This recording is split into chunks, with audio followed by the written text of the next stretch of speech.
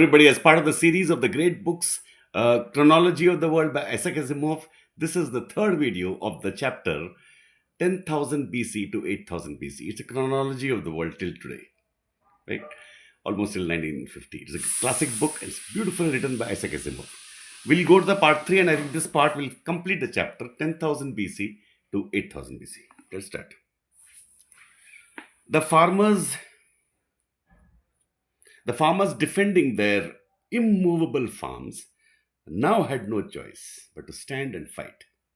They had to risk defeat, to be followed by death or enslavement, since the alternative was to abandon their farms and die of starvation. See how history began. Or sell themselves into slavery in return for food. This is what we see, or at least saw, and we're still seeing in a form. Thus, the coming of agriculture also meant, eventually, the coming of organized warfare.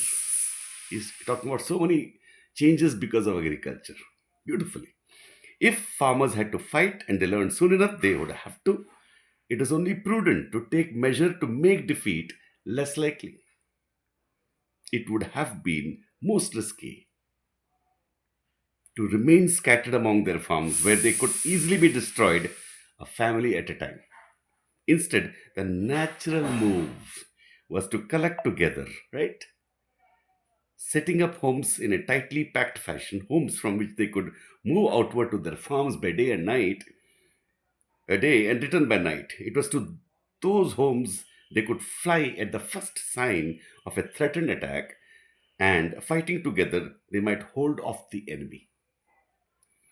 The chances of doing so were increased if they set their home on an elevation so that the enemy would have to build their missiles upward while the defenders hurled them downward. The homes should include a spring that would serve as a dependable water supply, and there would have to be food stores, and of course, it would help if a wall were built around the homes. In short, once agriculture was instituted, the city was sure to follow. Prior to agriculture, human beings had grouped together in tribes, that is, extended families, and had wandered. After agriculture, they grouped together in cities and stayed put. It meant less individual space, less freedom of movement, less freedom of movement, more complicated arrangements for bringing in food, disposing of waste, providing for the common defense, but it all led to greater security. As in almost every case, people were willing to trade freedom for security. The city, plus the surrounding farms that belonged to the city dwellers, made up a community that came to be called city state. Once a city state was a going proposition, and a reasonable security was established, it was usually possible to grow more food than could easily be consumed if everyone worked at it.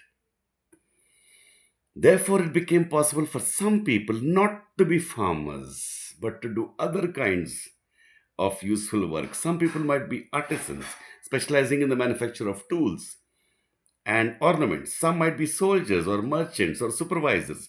They did their work in return for food, while farmers paid with food for the services of these specialists.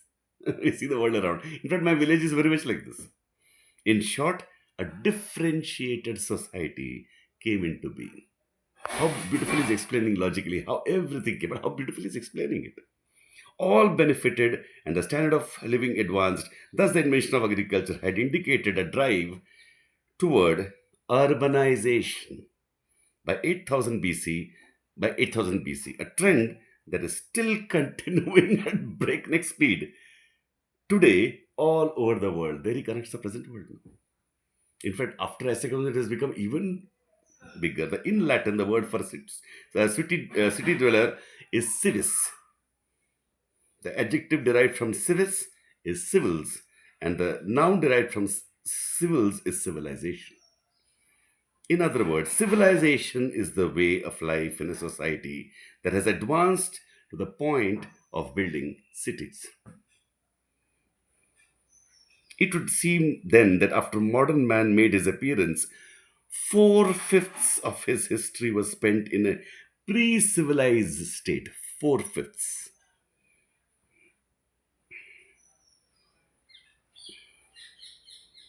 And it was only in the final fifth